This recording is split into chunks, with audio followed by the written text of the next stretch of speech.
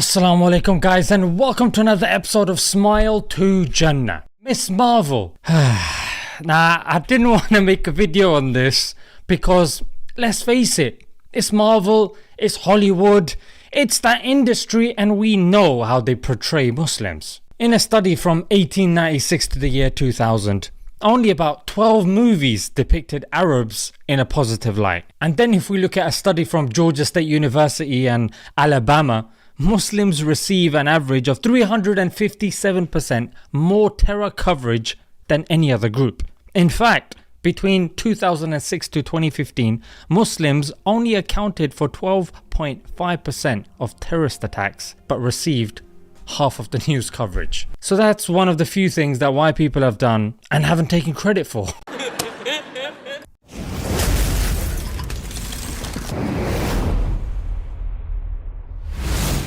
Coming back to Miss Marvel, I didn't have many expectations, but I was still let down. Look, let me break this down, yeah? So Miss Marvel, the trailer came out, but the comic books have been around for some time. The movie's gonna come out, God knows, in a couple of months, yeah? Here's a breakdown, yeah? She comes from strict religious parents. Okay, look at the father.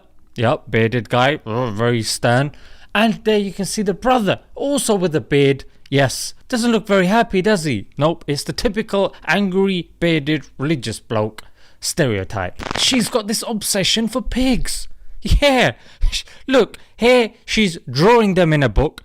Then there she's got it hung up in her room. I mean, if they're not taking a mick with this, I don't know what they're doing. And of course she sneaks out to parties. She fancies boys, just like you've got westernized women that fancying boys with six packs and a clean shave. Oh yeah, well, she does exactly the same thing. She idolizes her three white superheroes. You've got Captain America, you've got Iron Man, and you've got Captain Marvel. Of course, she wants to be like Captain Marvel. She doesn't wear the hijab.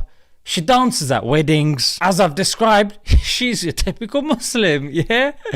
No, of course not. And oh yeah, it's written by Muslims. Yeah, so you can't blame Marvel. They've got themselves covered in that regard.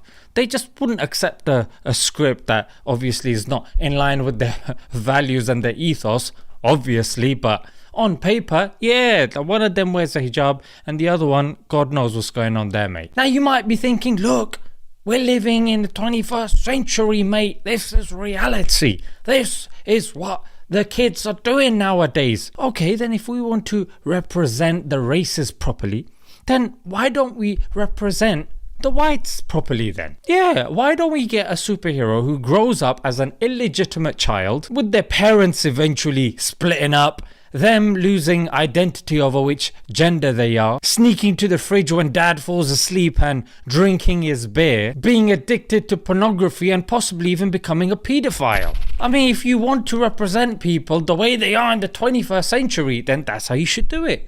But they don't. Captain America is not the colonizing fat bloke that we typically see in America. Obesity, mate. Colonization, that's what America's known for. Captain America's a six-pack chiseled guy who's all about compassion and who knows his limits. What? That's not Captain America. That's like Captain Indonesia. Then we've got a rich guy who's Iron Man.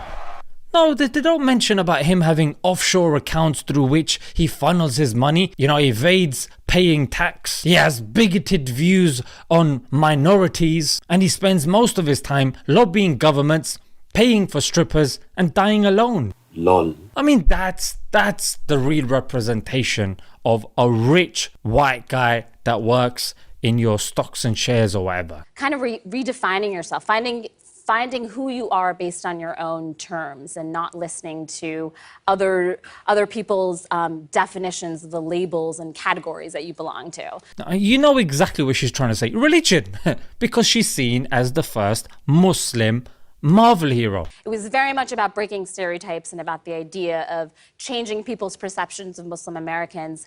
I don't know what's Muslim about her, frankly, yeah? It's just the typical surface stuff. So here the creator's trying to say, yeah, make your own choice, yeah? Don't be defined by religion. Okay, if I sideline religion, then what are my options? Yeah, where am I learning from? I'm learning from society. I'm learning from what's around me. And I'm learning from the most dominant of voices in the society. Voices that have been funded, voices that have an agenda. In other words, money, culture, and yeah, chasing your desires. So again, it's the illusion of choice. Yeah, look, you're in slavery of religion. Come to us, mate. So again, it's the illusion of freedom. Yeah, on the one hand, you've got slavery of religion. On the other hand, you've got slavery of your desires. I mean, I don't know about you, but I'd rather be a slave to God than a slave to these people with their messed up mentalities and their constantly changing cultural norms and, you know, all these constantly changing ideals based upon seeking the most pleasure. Let's face it, it's Jeremy Bentham's The Pain Principle. Pain, bad, pleasure, good. It's this pain pleasure principle. So Marvel and all you other shows, like, allow it, innit? Yeah, if you're gonna represent us, do it properly. Otherwise, we're not interested. Yeah, don't make our work harder than it is. Yeah, we got enough on our plate without dealing with this nonsense. And you got this woman saying, People came up to me, came up to Willow, and they said, finally, we have a character out there, not just a superhero, but a character out there that we can connect with, and that my young daughter, my young son can aspire to become one day. Who are these parents, mate? Now, what are you doing? You should not be allowed to reproduce. Like, as a good parent, this is the one thing at least you should be doing, is keeping your kids away from mainstream content. Or, obviously, you can't keep your kids totally away from it, but at least equip them that they can see through the biases and the stereotypes and, you know, the propaganda that they get through these movies and these cartoons and stuff. If you can't do that, mate, like, allow it, innit? Like, don't make our thing difficult. They start looking up to these people, start doing madness out there, start making videos and misrepresenting the Muslims. Because let's face it, according to MI5, those dons said that the biggest threat to society are Muslims that don't practice. Yeah, no one mentions that extreme. Yeah, everyone's always fussed about the other extreme. These people that are actually doing the foolishness, yeah, in the Paris attacks, one of the dons bought a book called Dummy's Guide to Islam. Two of the attackers, the Abdus Salam brothers, sold a bar they owned in Belgium 6 weeks before they went on their murderous rampage in France. Then there's the two British guys who went off to fight in Syria and who ordered 2 books off Amazon before they left, and they weren't the Holy Quran or the collected sayings of the Prophet Muhammad. They were Islam for dummies and the Quran for dummies. The Donny didn't even know about Islam, mate. He sold his bar and then went to Paris and did some madness there. Flippin' heck, mate. Like, give me a break. Alright, guys, let's leave it there. Until next time. Assalamu alaikum.